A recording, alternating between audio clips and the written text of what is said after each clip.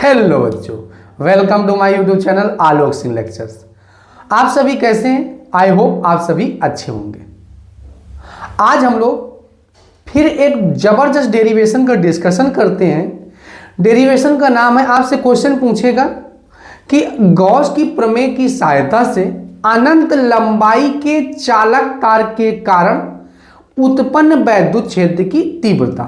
ये बेटा गॉस की प्रमेय के एप्लीकेशन है, अनुप्रयोग है।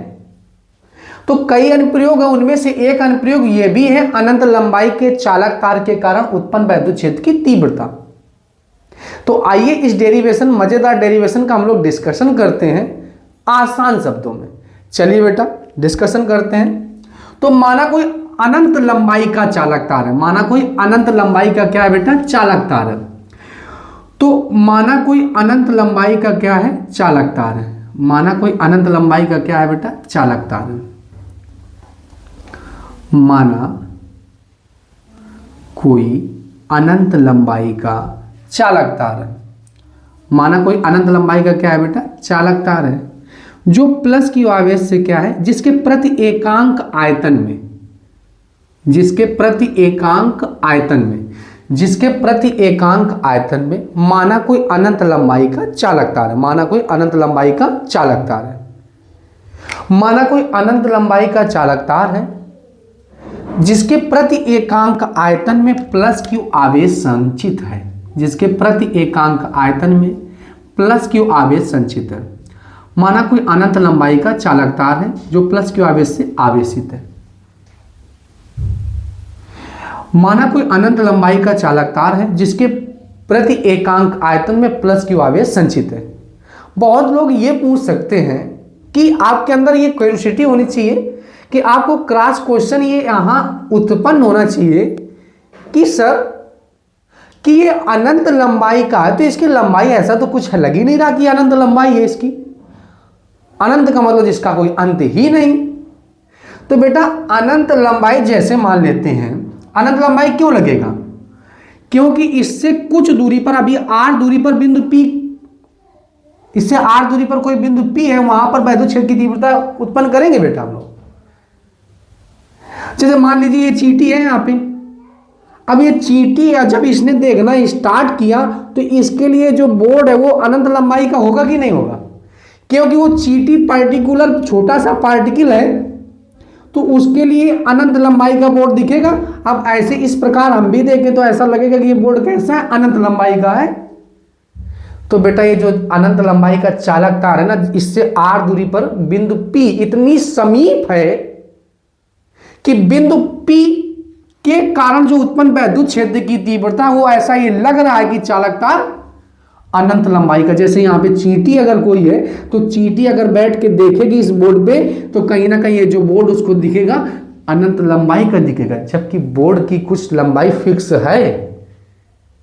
लेकिन वो पर्टिकुलर छोटा ऑब्जेक्ट अब वो देख रहा है, मतलब बहुत समीप है। तो जो बिंदु P है वो चालक तार के बहुत समीप है, तो ऐसा मान लेते हैं कि ये अनंत लंबाई का चालक तार है। अनंत लंबाई का चालक तार है। अनंत लंबाई का चालक तार है। अब बेटा फिर से समझते हैं। माना कोई अनंत लंबाई का चालक तार है जिसके प्रति एकांक आयतन में प्लस क्यू आवेश संचित है। प्लस क्यू आवेश संचित है। अब प्लस क्यू आवेश संचित है, अब इसके चारों ओर आर त्रिज्या, इसके चारों ओर आर त्रिज्या व स्मॉल एल लंबाई के काल्पनिक बेलन की कल्पना करते हैं। काल्पनिक बेलन की क्या करते हैं बेटा? कल्पना करते हैं। काल्पनिक बेलन की कल्पना करते हैं। काल्पनिक बेलन की कल्पना करते हैं। काल्पनिक बेलन की कल्पना करते हैं।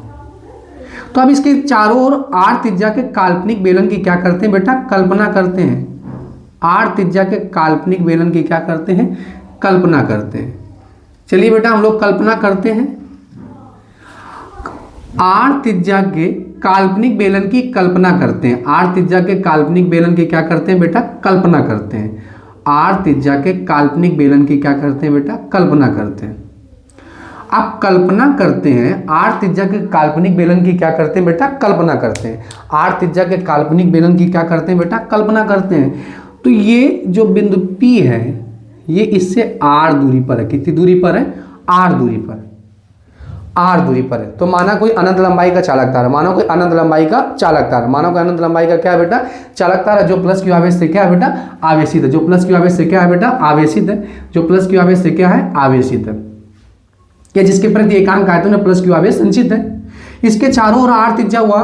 स्मॉल l लंबाई के काल्पनिक बेलन की कल्पना करते हैं। स्मॉल l लंबाई के काल्पनिक बेलन की कल्पना करते हैं बेटा, ये काल्पनिक बेलन की कल्पना करते हैं जिसका जो पृष्ठीय क्षेत्रफल है वो dA वेक्टर है। कितना बेटा? dA वेक्टर है।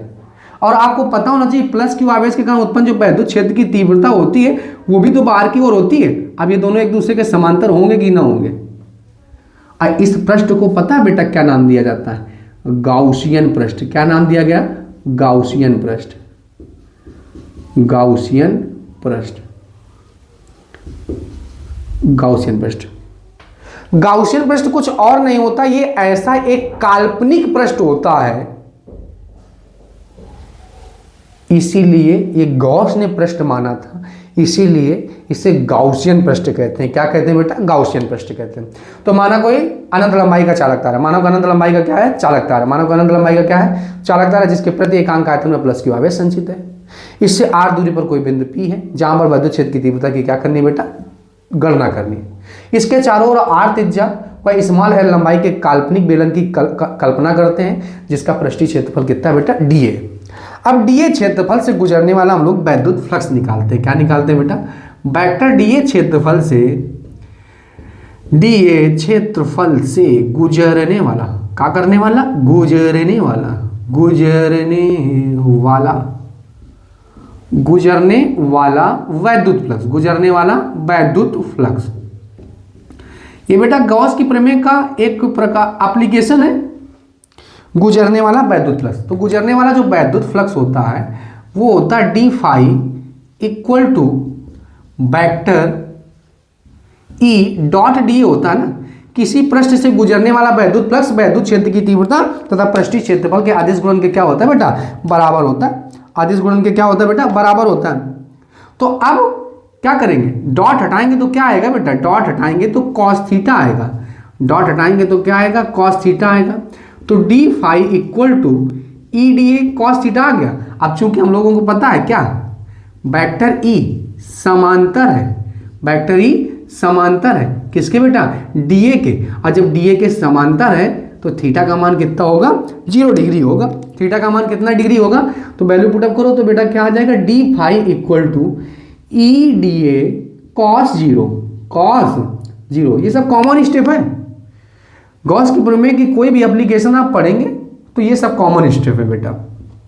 ई डी ए कॉस 0 का मान क्या हो गया? 1 हो गया, तो ई डी ए आ गया बेटा, ई डी ए।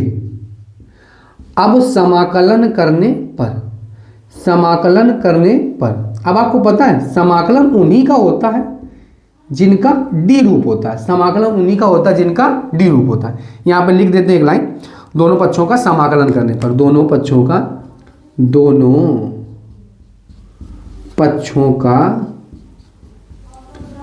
समाकलन करने पर। समाकलन उन्हीं का होता है जिनका डी रूप होता है। समाकलन उन्हीं का होता है जिनका क्या होता है बेटा? डी रूप होता है।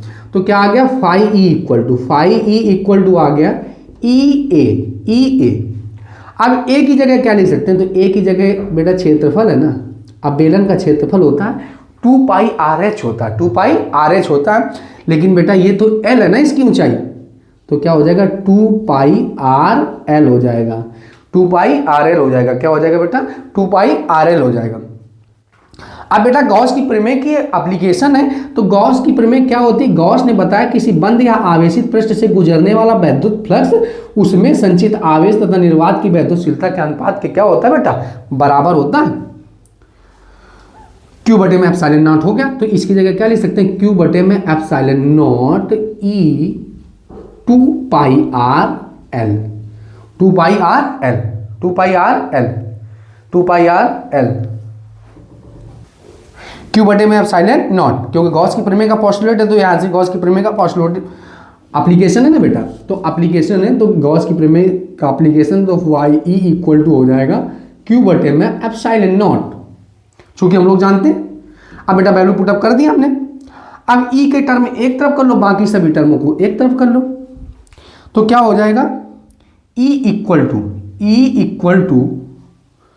1/2 पाई, क्योंकि ये 2 पाई और एप्सिलॉन नॉट क्यू बाई में एल, क्यू बाई में क्या हो जाएगा एल, क्यू बाई में क्या हो जाएगा एल। और ये अलग कर लेते हैं हम लोग, 1/r² को अलग कर लेते हैं, इसको ब्रैकेट के अंदर कर लेते हैं। ठीक है, क्या किया 2 pi epsilon naught r into में एल, क्यू ऊपर था तो क्यू ऊपर है। देखो बेटा, अब रेखी पृष्ठ घनत्व की परिभाषा, रेखी पृष्ठ घनत्व की परिभाषा से, रेखी पृष्ठ घनत्व की परिभाषा से क्या होती है रेखी पृष्ठ घनत्व की परिभाषा? तो किसी पृष्ठ का रेखी पृष्ठ घनत्व उसमें संचित आवेश तथा उसकी लंबाई के अनुपात को रेखी पृष्ठ घनत्व कहते हैं। इसे लैम्डा से प्रदर्शित करते हैं। इसको बना लो equation first. This value putting on equation first, ये मान समीकरण 1 में रखने पर तो क्या हो जाएगा E इक्वल टू हो जाएगा 1/2 पाई एप्सिलॉन नॉट, ये R को पास में कर लेते हैं R, और इसकी जगह क्या लिख देंगे लैम्डा, क्या लिख देंगे लैम्डा। तो क्या हो जाएगा 1/2 पाई एप्सिलॉन नॉट 1 में, आइए लैम्डा बटे में क्या हो जाएगा बेटा R हो जाएगा, लैम्डा बटे में क्या हो जाएगा R हो जाएगा। यही अनंत लंबाई के चालक तार के कारण उत्पन्न वैद्युत क्षेत्र की तीव्रता है। बेटा कठिन नहीं डेरिवेशन, आई होप आप लोगों को डेरिवेशन समझ में आया होगा। फिर से हम अपनी बात को एक बार रिपीट करते हैं। माना कोई अनंत लंबाई का चालक तार है जिसके प्रति एकांक आयतन में प्लस क्यू आवेश संचित है। डेरिवेशन के डायग्राम के जस्ट बगल में उसकी भाषा लिखी जाती है कि एक्चुअल में डायग्राम में आपने किया क्या। तो माना कोई अनंत लंबाई का चालक तार है जिसके प्रति एकांक आयतन में प्लस क्यू आवेश संचित है। इससे r दूरी पर कोई बिंदु P है जहां पर वैद्युत क्षेत्र की तीव्रता की गणना करनी है, जहां पर वैद्युत क्षेत्र की तीव्रता की क्या करनी है बेटा, इसके चारों ओर r त्रिज्या हुआ L लंबाई के काल्पनिक बेलन की कल्पना करते हैं जिसका पृष्ठीय क्षेत्रफल कितना है बेटा dA है। dA क्षेत्रफल से गुजरने वाला वैद्युत फ्लक्स क्या होता है, तो d फाई इक्वल टू होता है वेक्टर E डॉट dA होता है। डॉट हटेगा तो क्या आएगा बेटा cos थीटा आएगा, डॉट हटेगा तो क्या आएगा, चूंकि वेक्टर E समांतर है किसके dA के, थीटा का वैल्यू 0 आ गई तो d फाई इक्वल टू आ गया E dA cos 0, E dA आ गया। अब d phi equal to E d हो गया, दोनों पक्षों का समाकलन करने पर समाकलन उन्हीं का होता है जिनका d रूप होता है। अब बेटा ये a क्षेत्रफल है तो बेलन का क्षेत्रफल होता है 2 पाई r है, h होता है, लेकिन h की जगह अपने पास l है तो l हो गया। अब बेटा गॉस की प्रमेय की सहायता से कर रहे हैं तो q बटे में एप्सिलॉन नॉट लिखा इसकी जगह, e वाले टर्म को एक तरफ करा बाकी सबको एक तरफ किया। रेखी पृष्ठ घनत्व की परिभाषा से लगा दी, 3 डेफिनेशन याद रखेंगे, रेखी पृष्ठ घनत्व की परिभाषा, क्षेत्रीय पृष्ठ घनत्व की परिभाषा और आयतन पृष्ठ घनत्व की परिभाषा। तो किसी पृष्ठ का रेखी पृष्ठ घनत्व उसमें संचित आवेश तथा उसकी लंबाई के अनुपात को रेखी पृष्ठ घनत्व कहते हैं, इसे लैम्डा से प्रदर्शित करते हैं। और बेटा बात याद रखेंगे, यहाँ पे हम आपको समझा दे रहे हैं, किसी पृष्ठ का क्षेत्रीय पृष्ठ घनत्व उसमें संचित आवेश तथा उसके क्षेत्रफल के अनुपात को क्षेत्रीय पृष्ठ घनत्व कहते हैं, इसे सिग्मा से प्रदर्शित करते हैं। किससे प्रदर्शित करते हैं, सिग्मा से। किसी पृष्ठ का आयतन पृष्ठ घनत्व उसमें संचित आवेश तथा उसके आयतन के अनुपात को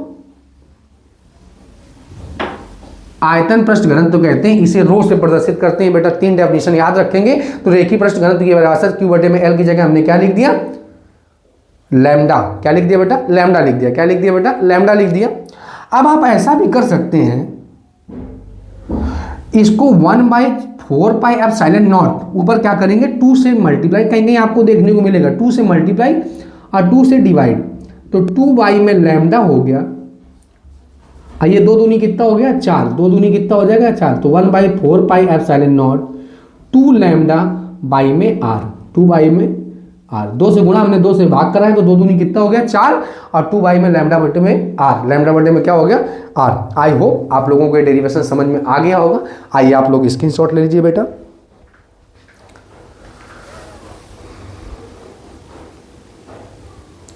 आप लोगों ने स्क्रीनशॉट ले लिया होगा। बेटा आप लोगों को डेरिवेशन बहुत अच्छे से समझ में आया होगा। आप हमारे चैनल को लाइक, शेयर एंड सब्सक्राइब कर सकते हैं। जय हिंद।